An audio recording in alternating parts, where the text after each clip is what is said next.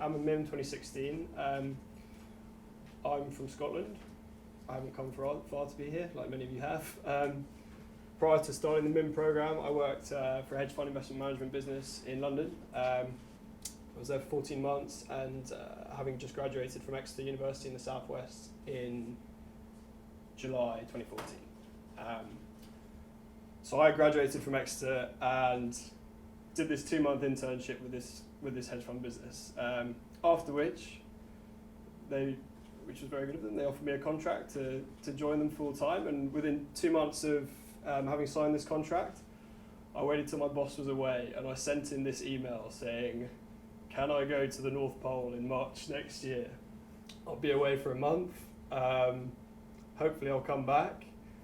And the selling point was that I had to raise a load of money for charity, so I was doing a good thing. It wasn't just an extended holiday. Had I ever done anything like this before? No. This was so far out of my comfort zone, you have no idea. And it wasn't the polar bears, it wasn't the flying. I hate flying, by the way, and I'll show you some pictures of some very small planes. The most terrifying thing was the fact that in order to commit to this, you made a pledge to raise £50,000 for Wooden Spoon charity. So every single one of us that did it, and there were 11 of us total that took this on, plus a few other guys that came and played in this game at the North Pole to help us set this world record. Each of us made this pledge to raise £50,000. Now, the other guys were ex-professional rugby players having played for England, the British Lions, there was like CEOs, whatever. I was this 23-year-old grad, right? I had no contacts. I had like a pretty average degree from what I'd like to think is an okay university, but other than that, I had nothing. So I was like, I was sold on the headlines completely. North Pole, Guinness World Record, rugby, fantastic, sign it up. What I'd say to anyone thinking about doing this is think about the commitment, because once you make a commitment, that is it. That is your reputation on the line, it's your track record, it's what people think of you going forward, not what you take on, but the way in which you do it. So it would have been so easy for me to kind of take this on, go up to the pole, and kind of come back and go, yeah, I managed to raise 20 grand or something and whatever. But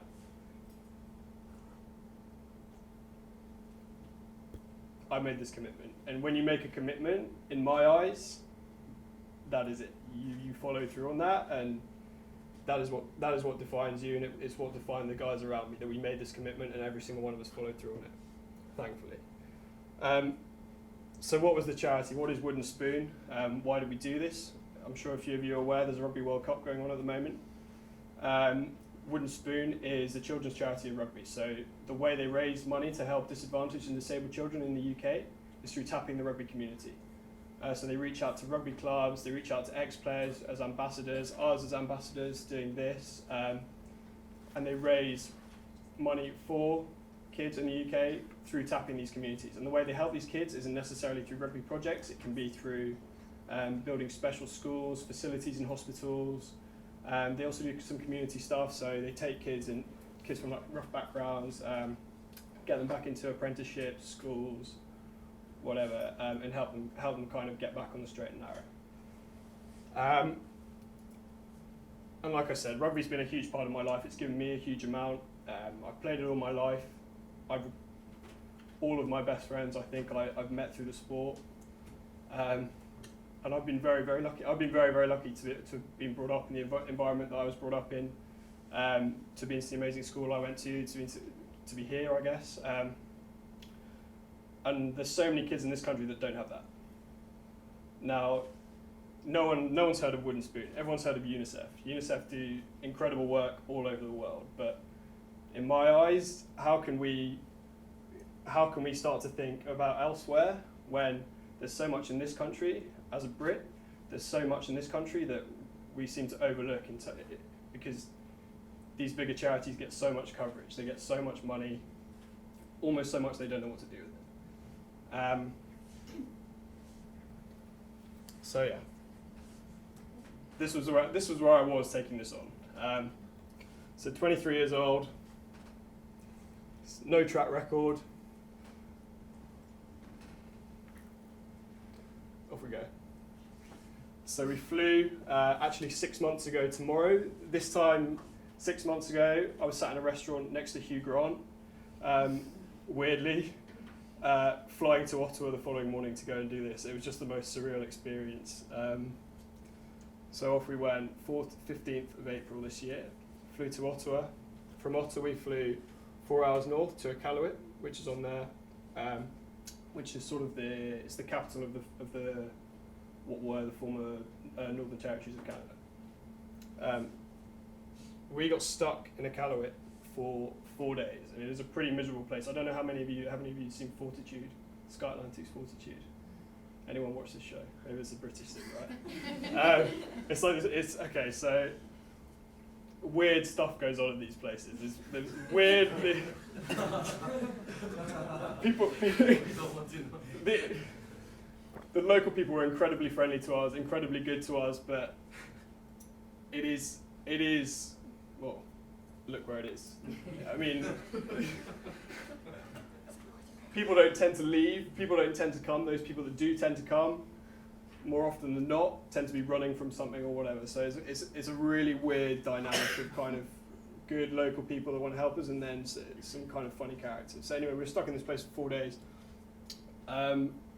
Narrowly managed to avoid a bar brawl the night before we managed to leave, just because people, I think, were getting a bit fed up with us. It wasn't anything we'd done. So eventually managed to get out of this place and fly to Resolute. Now, again, none of you are going to have seen Top Gear, have you? That episode where they drove to the magnetic North Pole. But so this is where they did all their filming. And Resolute is this is sort of like a last post of civilization. And how do we get there? On this thing, right? And next time Heathrow closes for bad weather, we landed on a snowfield in 100-mile-an-hour crosswinds or whatever, which was the most terrifying experience of my life, made only slightly less so by the fact we had quite an attractive air stewardess, and we had all chosen to strip off in the back of this plane, which kind of added took the mind off it slightly. This is, but yeah. So very much a rugby tour type vibe to it, and this is Resolute, which is just, I mean, again, the local people here were incredible to us. This is properly the middle of nowhere. If you look this place up on Google image this place, all that comes up are pictures of plane crashes and polar bears. So that was us there. And this is us in the local school up there. We felt wherever we went, it was important that we gave something back. And being there for a children's charity as well, it's very important to us that we visited the local kids. We played a bit of rugby with them. We kind of chatted to them about what we were doing. They had no idea what we were doing. All they wanted to do was high five us, but that was sort of us doing our bit out there.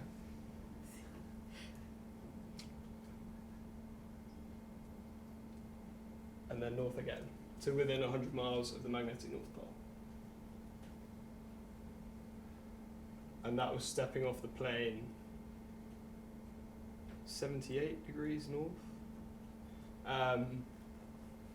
which was just the weirdest experience I've ever had. Stepping off this plane and looking around and it being flat and white in every single direction, because you land on the sea ice. This thing flies in, and you can probably see it lands on skis. Our landing was actually okay. The guys that came in after us, they could only fit 7 of us on here at a time. The guys that came in after us, they had to do a fly past. The pilot messed up the landing, so they had to come back around and do it again. And these guys come out, they do a recce flight, they leave bin bags out full of snow, mark out a runway, come back, pick you up. That's off we go. And they didn't used to do that. It's only because of safety that they've started doing this. So yeah, watching this plane fly off was a very strange feeling, because this plane flew off and suddenly it was utterly silent. Like silence I have never experienced in my entire life, and you kind of freak out a little bit. The closest people are about 400 miles away. The closest hospital, should anything go badly wrong, is Iqaluit, so 6 hours flight south. And if you have anything really, really wrong with you, it's Ottawa, which is another 4 hours from there. So this is how remote you are. So this is, I think, I've chatted to a few of the guys about this. I think we all came off this plane feeling very much the same thing. And we waited for the other half of the guys to arrive. While we were doing that, we set the tents up and stuff, and it was all still pretty surreal. And then, having been there for about half an hour, I think I wandered off to have a pee. And it was when I was stood there by myself that I realised just how remarkable this place is. It is utterly beautiful. There is nowhere else like it in the world. And every single person in this room, I'm sure, is aware of all the threats facing this environment. But to go up there and experience it, and if any of you ever get the chance, please do. This is something. This is a place that we have to look after. We cannot let this disappear, because it is. This year, the Arctic ice coverage was at its lowest for 35 years. People walk to the pole every year. I don't know how much longer you'll be able to do that. We'll be swimming in the next 35 years at this rate. I don't have a solution to it. I'm not an environmentalist. I'm not here to bang the drum about it, but if you get the chance, go. You will appreciate it. So the trek. You can't really see, it's quite bright. But we tried to average 11 to 12 miles a day, which doesn't sound like much, and I know it looks very flat, but it is a slog. You are pulling pretty much your body weight in a sled behind you.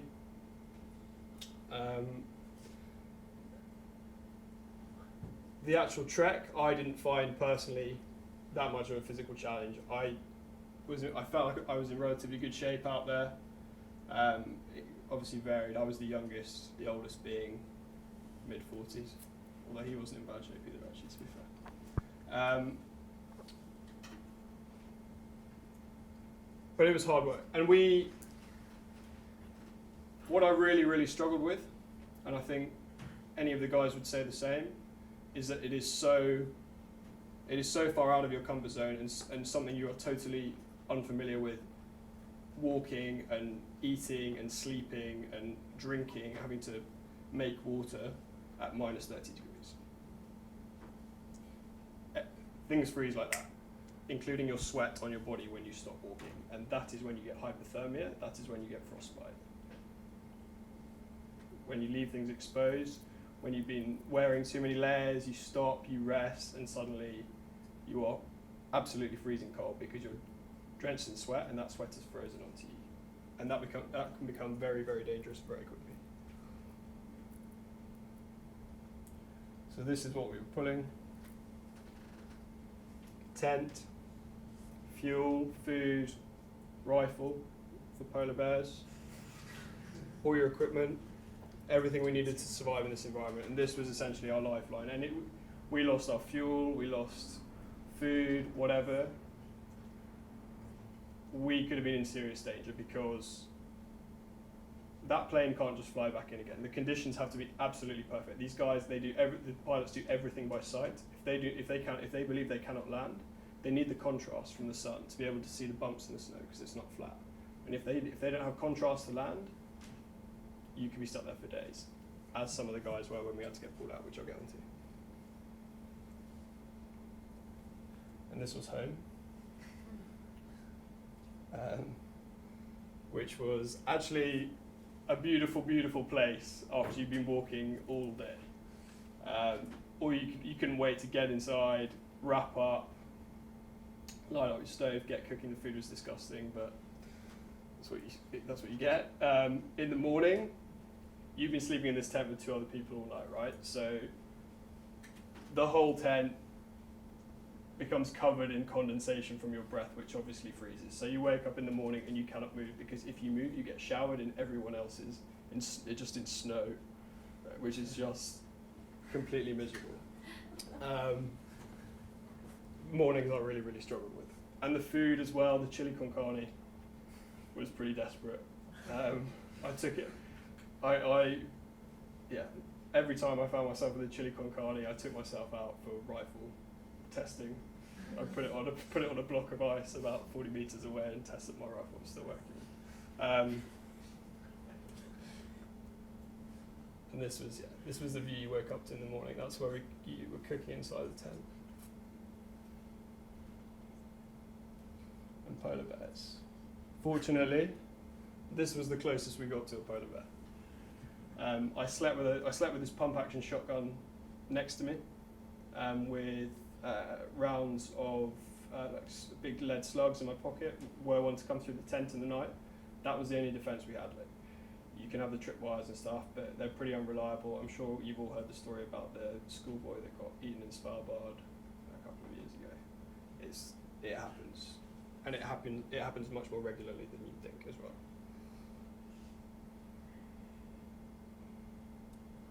So this was our final day march to the pole, and we set off, and we were all a little bit bummed out about it, because we woke up, you couldn't see anything. That's as far as you could see in front of you.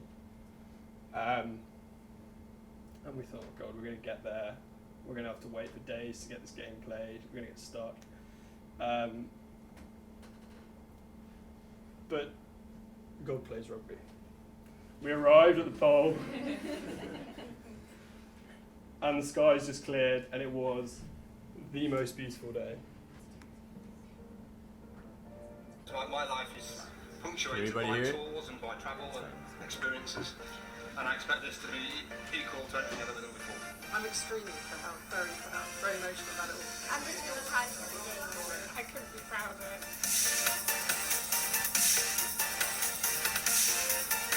We couldn't spot any polar bears out the window, but that's all you're imagining, just fields and fields of ice. Expectant, scared. Yeah, definitely scared. So we're going further north, it's only going to get colder as well. Everything is dictated here by the weather. The plane can't land, so we're stuck here until they can get a plane up and we can actually land again, until the weather changes. First we trek out today, we'll see how the kit works. All the boys feel a bit better now, morale's been lifted, we've done something. At least we've been out, just started to experience what it's going to be like. This is where it really starts, eh, Jock? It is really where it starts. I've never heard the car so quiet on the way over here. People realising it is seriously cold. It is bleak out there.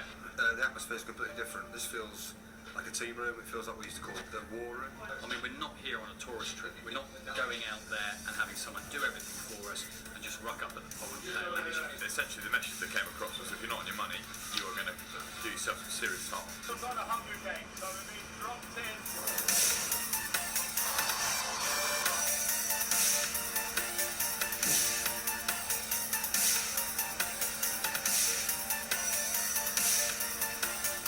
Really undulating, difficult terrain. Backs are all aching tonight. We've still got 4 more days, and then we've got a game of rugby to play.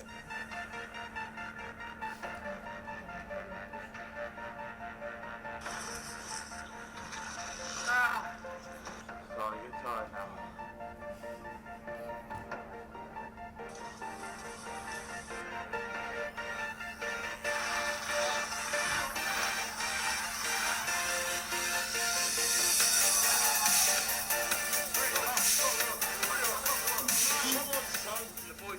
Walked 100 miles, have dragged everything up here, and now it's about sort of getting out there and playing the game. Ready? Behind the kicker, please!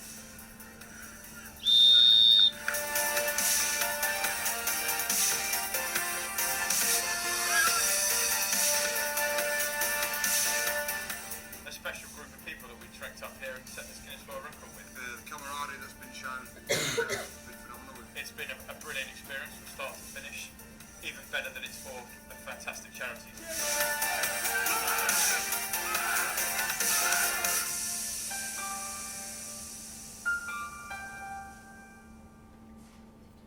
Unfortunately, I don't get that much airtime because I'm not an ex-international rugby player.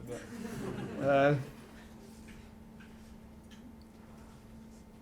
so we obviously played this game. Some of the guys flew out. Lee Mears, who's in the red top, he's a British Lion, played for England. He got his refereeing qualification, especially to come and referee this game. Stimo, who captained one of the teams, he played for the British Lions, and Ollie Phillips, who's a good mate of mine. He was World Sevens Player of the Year, England Sevens captain for years. So we were very, very lucky to have these guys commit their time to come and be part of this, because it raised the profile of it massively. So we managed to fly out in 2 sort of slots. They could only pick up half of us at a time. I was very lucky to be one of the first lot that flew out, because the second lot, the plane couldn't come back in for 3 days, so they were stuck in tents for 3 days in terrible weather, waiting to be pulled out. So I haven't asked them what went on in the tents over those 3 days. I think I'd rather not know, but we got back to some pretty horrific news. So we'd been staying in Resolute in this hotel with a team of Dutch scientists, and if you're in any doubt just what a dangerous place this is, we'd had dinner with these guys, we played pool with these guys just before we left, and we came back to find out that they'd fallen through the ice and died. And for me, that was harrowing enough. For the guys with wives, kids, whatever, that was a pretty scary thing. And this was just horrendous. They found their dogs, they found their sled, and no sign of them, the rescue team.